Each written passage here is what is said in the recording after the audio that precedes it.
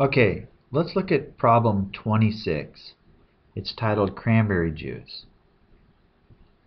So when you read the problem, though, it sounds like it's more like about urinary tract infections for women. Okay, so when I read through the problem a couple times, it appeared to me is that we have three treatments.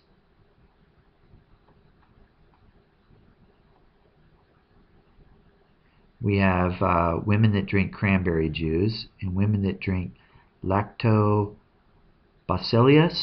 something like that, and then a control, women that apparently don't drink either of these two.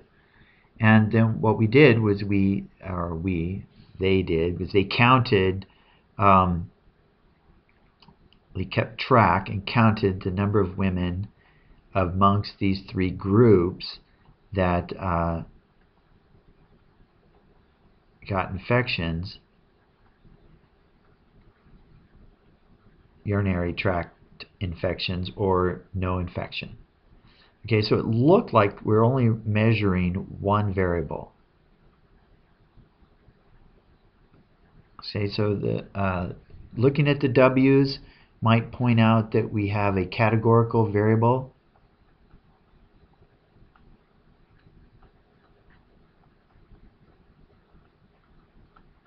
Okay, so that implies either, well, chi-squared, especially if there's multiple categories, which there are here.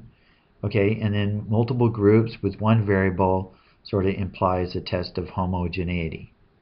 So it's an experiment. That was one of the questions.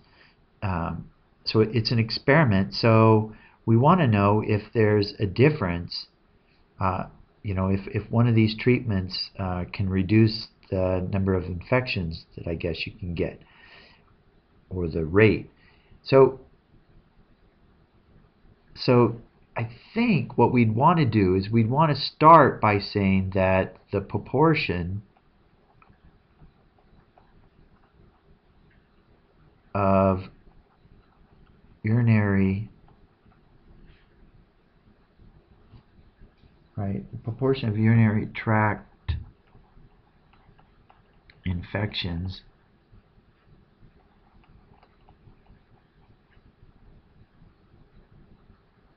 is the same for each group. And then if we find for some reason that it's different, then we would say the proportion of urinary tract infections is different among the groups. Okay, so that's how we would set up our hypotheses. Excuse me. So we have a categorical variable. So we have counts of infection and no infection. Something like that. Then random condition. Well, it's an experiment, so the thing what we're interested in is random assignment. It didn't say, so we're going to have to assume random assignment of the, here we go, I'll cheat, the three treatments. Okay, so the next condition we need to check is the we need to check the expected cell frequency condition. Well, we can use a calculator, and we'll do that in a second. But one of the things on a test is you're going to have to learn how to, or make sure you can show that you can calculate the expected value for a particular cell. So they're gonna just identify one. So let me create the marginal distributions here. 104, and I think the total is going to be 150. Right? Does that make sense? I think so. So if we took this cell right here, it would be, the expected value would be 50 times 46 divided by 150. Okay, for this cell here, it would be 50 times 104 divided by 150.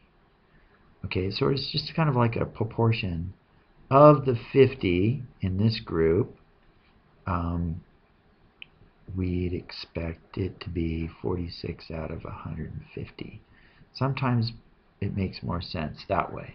So what I did was I put the data into matrix A, and then I ran this test, chi-squared test, and gave it A and B, so it output the expected values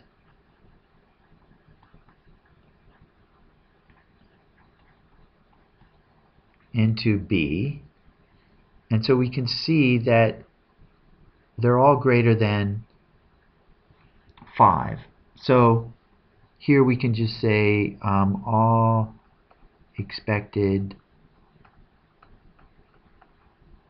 values are greater than or equal to 5. Okay, so the conditions are met. The conditions are met.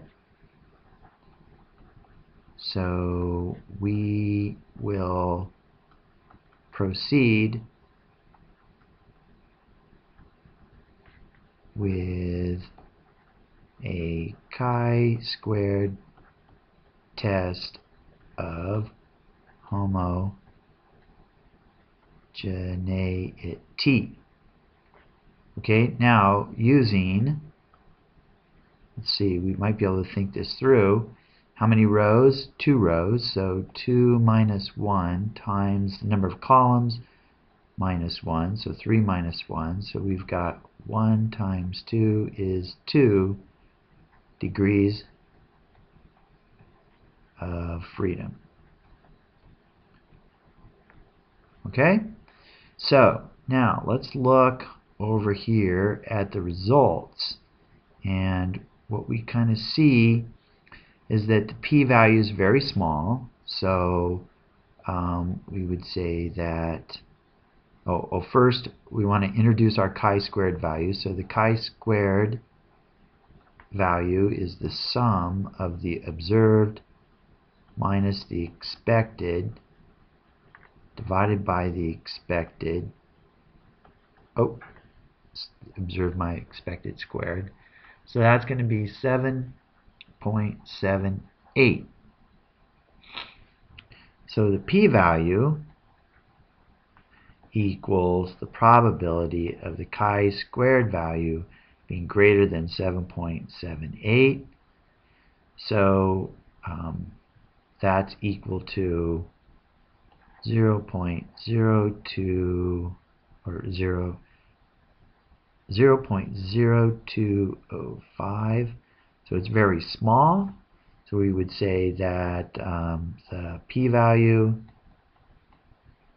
is small.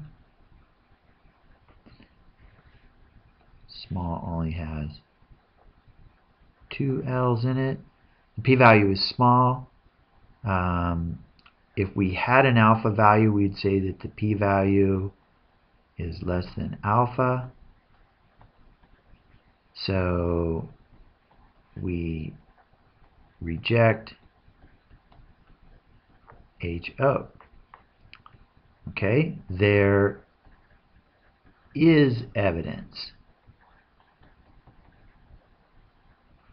that, okay, and at this point I got to go back and let's just make sure we're being consistent, that the proportion of urinary tract infection is different among the groups. Okay, so let's see, where am I? There is evidence that the proportion of urinary tract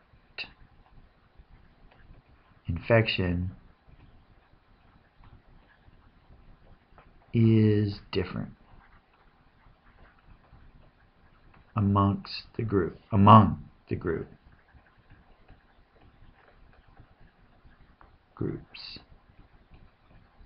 Okay? Now, what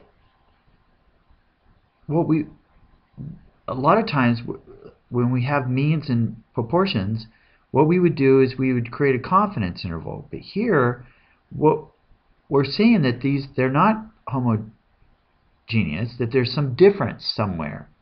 Okay, we suspect cranberry juice because this value is kind of low. But the way we would check this is that we would look at what are called the standardized residuals. What that means is that we would look at, the notation is C, but we look at the observed minus the expected, and we divide that by the square root of the expected. So it's kind of a little normalizing of the values, okay? And I did that over here. So there's no easy way to do that when you have a matrix. So what I did is I put the observed values into my calculator, and then I put the expected values in my calculator. So you could do this by hand, but it's even more tedious. And so L3 equals L1 minus L2 in parentheses divided by the square root of L2. And so here are the standardized residuals. So initially, what you want to do is sort of look at the absolute value. So which one's the biggest number? And so I look through these, this one's the biggest. Okay? And then my next question is, what's the direction? Did we have more or less than what we expected? And here, what we're seeing for this particular cell, for cell 1, actually it's cell 1, right? If we used some notation, this would be row 1, column 1. Okay, so for that particular cell, it's less than 0. So that implies that the observed value is much less than what we expected. So that suggests that when you have cranberry juice, you get less infections. Okay, so because we did a hypotheses test, we can take it just a step further. We can say that there is evidence that women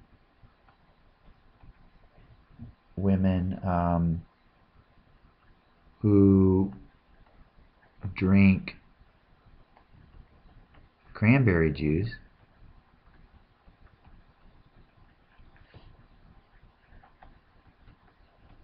are less likely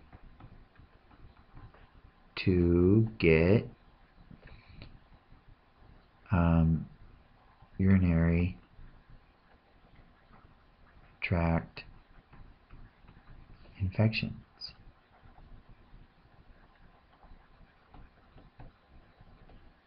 Okay, so that's what we would do. So just a quick recap, get your hypotheses. So you got to look at the W's, you got to see how many groups, how many variables, sort of hone in on what kind of test you're doing. The counts are a big tip-off that you're going to do chi-squared. Then use your calculator, set up your matrix. The calculator does most of the work.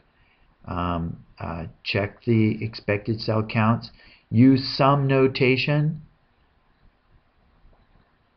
to show that you understand where these values are are at. If you don't show this notation, you just go straight to the p-value. Readers are going to be suspect that you don't really understand what's going on. And then if you reject the null hypotheses, calculate the standardized residuals and try to figure out which cell has the most impact on getting a large chi-squared value. So again, the larger the chi-squared value is, the smaller the p-value is going to be. Okay, so and then draw a conclusion properly. Okay, hope that helps. If not, come and see me.